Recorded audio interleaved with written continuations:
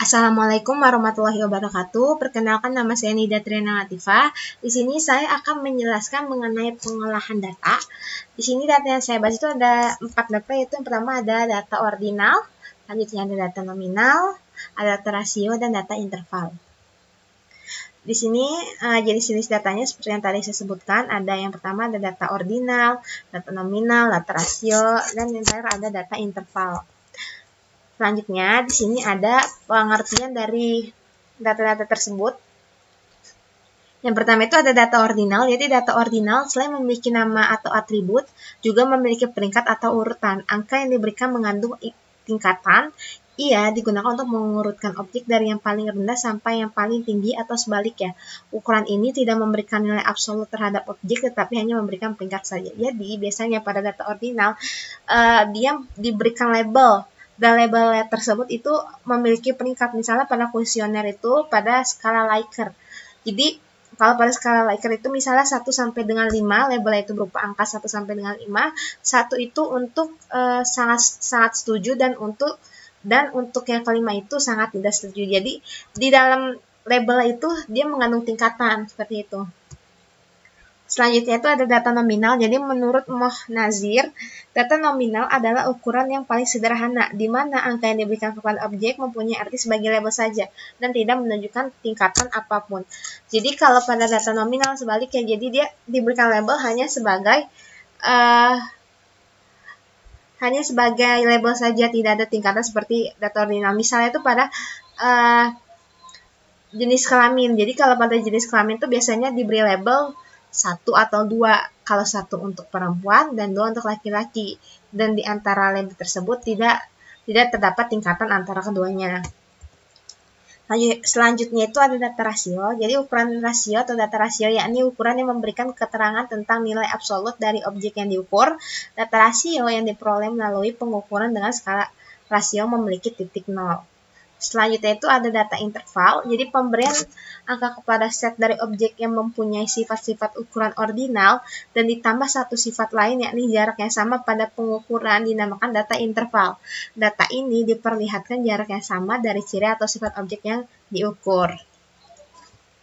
Selanjutnya kita masuk ke dalam pengolahan datanya. Di sini pertama ada teknik analisis data untuk satu variabel. Jadi di sini saya bagi menjadi 3 kelompok. Yang pertama ada data nominal, data ordinal, data interval, dan rasio. Jadi untuk data nominal itu kita dapat menggunakan binomial dan C kuadrat satu sampel.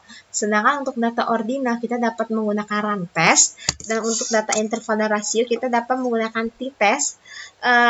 Dengan sebelumnya kita perlu asumsi bahwa data tersebut berdistribusi normal. Selanjutnya itu untuk perhitungan komparatif dua variabel berhubungan atau related. Untuk data nominal kita dapat menggunakan perhitungan McNemar. Pada data ordinal kita dapat menggunakan sign test dan Wilcoxon match pairs. Untuk data interval dan rasio kita dapat menggunakan t-test of related. Untuk perhitungan komparatif dua variabel independen kita dapat menggunakan Fisher Isaac probability serta C kuadrat 2 sampel.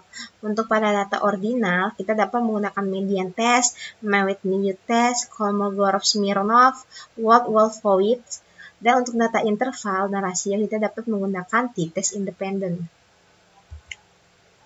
Selanjutnya untuk komparatif variabel berhubungan atau related. Untuk data nominal kita dapat menggunakan Cochrane. Untuk data ordinal kita dapat menggunakan Friedman two-way ANOVA. Sedangkan untuk data interval dan rasio di sini kita dapat menggunakan t-test pair, one-way ANOVA, dan two-way ANOVA. Untuk komparatif lebih dari 2 variabel independen pada data nominal kita dapat menggunakan perhitungan C kuadrat untuk K sampel. Untuk data ordinal kita dapat menggunakan median extension, Kruskal-Wallis one-way ANOVA. Sedangkan untuk data interval dan rasio kita dapat menggunakan one-way ANOVA dan two-way ANOVA. Selanjutnya, untuk mengetahui hubungan, di sini pada data nominal kita dapat menggunakan kontingensi koefisiensi. Untuk data ordinal kita dapat menggunakan Spearman rank correlation dan Kendall-Pau. Untuk data interval dan rasio, di sini kita dapat menggunakan korelasi produk momen, korelasi parsial, korelasi ganda, regresi sederhana, serta regresi ganda.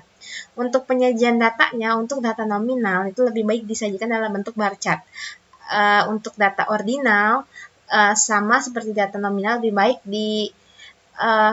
disajikan dalam bentuk bar chart, sedangkan untuk data interval dan rasio dapat disajikan lebih baiknya dalam berbentuk histogram. Sekian dari saya, kurang lebihnya mohon maaf. Wassalamualaikum warahmatullahi wabarakatuh.